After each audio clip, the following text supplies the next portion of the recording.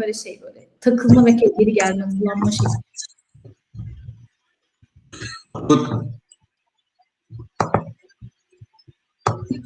Good afternoon, everybody.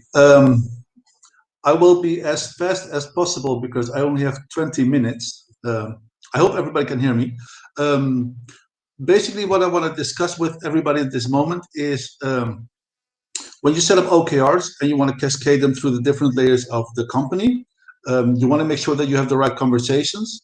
You don't want to impose your objectives and key results top down. Some companies translate that in that you should have objectives and key results that go bottom up. I'm not a fan of those because how do you make sure that 3 departments that actually compose their own objectives and key results, that those key results actually contribute to a higher goal of the company? So for now, let me share my screen and okay, and I'll start with a imaginary company. And this is the fountain pen company. Yes, people can see my screen. Perfect. This is the fountain pen company. And this company has been, again, it's an imaginary company. This company has been around for about 10 years. And lately they have found out that the sales are slipping. So they don't sell as much pens as they used to. It's a very high-end pen brand. So when you see that they sell 50 pens a month, it doesn't seem like much, but they're super expensive. And the management thought, well, it would be really nice if we sell more pens. And they heard about OKRs and they came up with the first objective. They're going to start with one objective, with one key result to see how the OKR system works. And basically the objective that they come up with is enrich more lives with our fountain pens, which basically means sell more pens to people. And the key result that they came up with is increase direct sales from 50 to 150 pens per month to our website visitors. Now, I have not understood like 90% of today's forum because I don't speak Turkish, but this key result is quantitative because it has a number in it. It's smart, it's difficult, but not impossible, or at least that's what the management thinks. It's splittable, and we're going to talk about the cascading part. And what is important is that when this management team presented this objective and the key result, they made sure that everybody knows this is not the final OKR. This is a starting point for a conversation, and I'm going to talk you through the conversation that this company should have.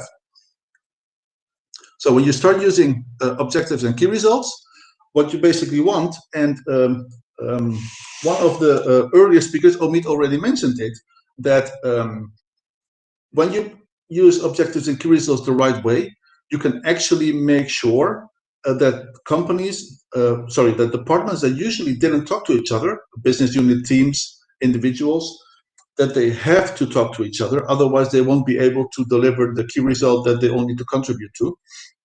And you can see on the image here that the company basically is the OKR that I just presented.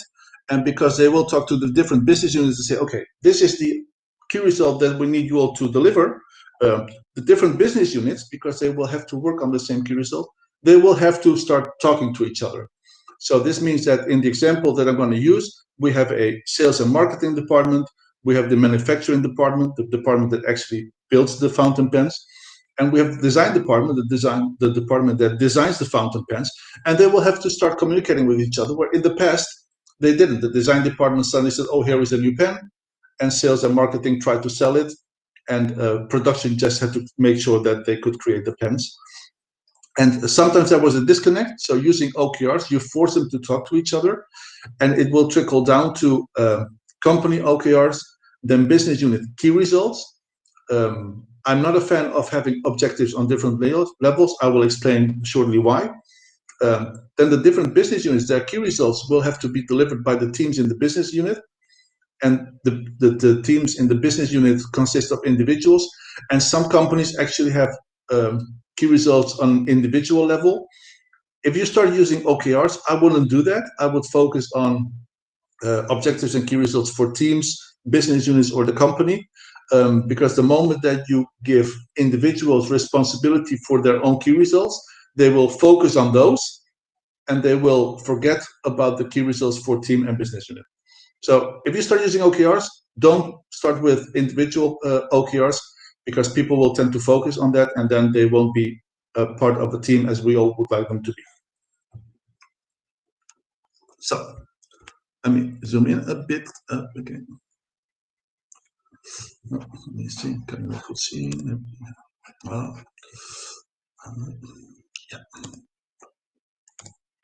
There's okay. So basically, the company said, okay, we're going to start using objectives and key results. And the leadership team of the company came up with one objective, the one that I showed earlier, the let's enrich more lives with our fountain pens. And they came up because they're starting now with OKR, so they want to start simple. That's also my advice. They started with one key result that the different business units could contribute to. Now, at the moment that they share the objective and the key results with all the different departments, the business units look at it and they say, okay, so what does it mean actually for me? And then they start to come up with what key result should, for example, the marketing department, what does the key result mean for them? For the department that actually has to fabricate the pens, what does it mean for them? And they have to start working with each other. So basically marketing comes up with the key result for their own. So this is marketing that you see over here. Then design comes up with the key result for their own. And then manufacturing also comes up with the key result. And basically what will happen here is, because management came up with this objective and key result, and they share it with the business unit, they have to have a conversation with the business unit over here. But they also have to have a conversation with the business unit that does the marketing and the business unit that does the production. As you can see here on the drawing, 3 different departments, 3 different business units actually contribute to the key result. So they have to start communicating with each other to see, okay, this is what I plan to do for the key result. I might need you for this. Okay, some other departments say, this is what I need to do for a key result. I might need you for this. So manufacturing, design, this is marketing, by the way, marketing, design, and manufacturing, they have to start talking with each other, because if design comes up with, I'm just making up numbers here, with 100 different designs, and manufacturing can only create 3 designs in the coming quarter, then basically they have 97 designs that are not going to be used. The same for marketing and sales. Whatever they do needs to be able to be delivered by manufacturing. If marketing and sales can sell 1,000 pens, and of course this is much more than I just said in the key result, 1,000 pens, but manufacturing can only deliver 70, then what basically are you creating? So they have to communicate with each other. The same goes for, let me take this away. The same goes for the different teams within a department. The different teams have to talk to each other, something that they were not used to do because they were living on their little islands. But since now that you force them to work on the same marketing key result, they have to have a conversation with each other. And surely but slowly, you will see that throughout the company, as you force people to work on the same key result, you've basically forced them to have a communication line open between each other. And then you will have, first, you will see communication on the same level. So that's the horizontal alignment. Then if they say, okay, this is what the key results are for our part, then they will start talking to the management team, the leadership team of their department.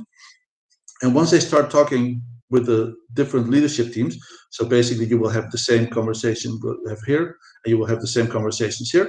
At the moment, at the end, when the different teams actually have talked to their leadership team, the leadership team of, in this case, marketing, will have to have, let me use another color, will have to have the same conversation with the leadership team of the company. So what you will see is, first you start on the higher level. So the management team comes up with an objective and a key result. They share that with, in this case, the business units. The business units will share it with their teams. Oh, I thought my camera was enabled. My apologies. I can see myself. Hold on. Okay, someone just asked me to enable my camera then. Okay. Anyway, let me go back to my talk. So what you will see is that the moment that you have an objective and a key result on the highest level, management shares that with the business units. The different business units think, okay, what does it mean for my business unit? And then they come up with a draft of their key result.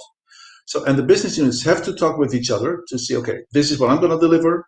You will deliver me this. I need you for that. And they have to talk with each other, which in the past maybe they didn't do. And once they have thought about those key results, they will share with their teams, and the different teams on their level will also have the conversation. And then the different teams will say to their business unit leadership team, okay, this is what we came up with. The key result that you came up with initially is not a key result that we think we can deliver, but if we tweak it, that's something we can deliver. And then the business unit will have the conversation with the company leadership team saying, okay, initially we thought we could deliver, 100 additional pens. We can only deliver 75 pens at this moment. So maybe you should reconsider changing your key result. And at the beginning, I said, I'm not a fan of having different objectives on the different levels. And why is that? First, let me talk about an objective is something that the whole company should be excited about. If you ask the business unit, okay, we have come up with an objective and a key result. The different business units, you also come up with an objective and a key result. How do you make sure that you don't get an exact copy, but what they come up with is exactly the same? I was introducing OKRs at a big department within ING. And the leadership team there was really focused on using OKRs the way they thought was best. And the way they thought was best was they presented a objective and key result set for the whole tribe. And then they said to the different areas, okay, these are our objectives and key results. Please derive your own objectives and key results that will contribute to our objectives and key results. And I found out, well, I noticed because I was coaching them, I noticed that the most areas were spending more time thinking about what objective can they come up with than just thinking of the key results. So if you don't ask the different, I'm just going to draw it. Let me take, okay, so if you ask the layers below to come up with their own objectives and key results, you will see that at this level, they will spend a lot of time discussing, okay, what should our objective be? And how does it actually add to the objective on the tribe level, or in this case, on the company level? They will spend a lot of time discussing the objects for themselves. Whereas at the end of the day, if the company says, let's enrich more lives with our fountain pens, then the business units themselves actually contribute to the objective on the company level, because they also want to sell more pens. They also want to enrich more lives with the fountain pens. So there's really no need for them to come up with their own objectives, and therefore they don't have to spend a lot of time talking about objectives. What they need to do is actually think of how can we actually, with our key results, contribute to a key result on a level higher. So in this case, you see the 6 minutes. Wow, you see 3 yellow arrows. This key result here, this one here, and this one here. All these 3 combined should deliver this key result here. Now, let me go forward very fast to a small conversation to make it more visible. So, objective, enrich more lives with the fountain pens. Oh, okay. So, marketing and sales will say, okay, increase the sales through the website from 50 to 150 pens a month. Oh, we can do that. We design a new website and we can do that. Design department will come up with create new designs that will sell 50 pens per month each. Production department, at this moment, they can actually already create 70 pens. They have to increase to 150 pens because we want to make sure that we can sell the 150 pens that we have decided over here already. Now, the production department management goes back to the production department, talks to their people, and the people at production department say, you know, we can actually go from 70 to 100. It is impossible to deliver 150 pens. That's just not something we can do. We're comfortable with 100 pens. Okay, management goes back to, management from the production department goes back to the management from the company and says, you know, those 150, I don't think we can actually deliver 150. We can deliver 100. 150, we will need new production machines for that. So it's something that we can do after we have purchased new machines. And they come up with a second key result, basically, purchase machines to increase production with 150 additional pens per month in Q1, Q+1. Let's say this OKR is for the next month.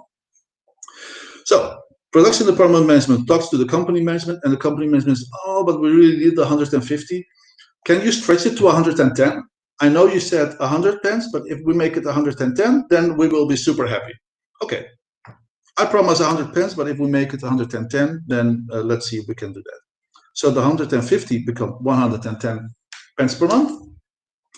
And then management has to make sure that everybody here knows, okay, we are going to change, we have changed the key result. So look what it means for your key result.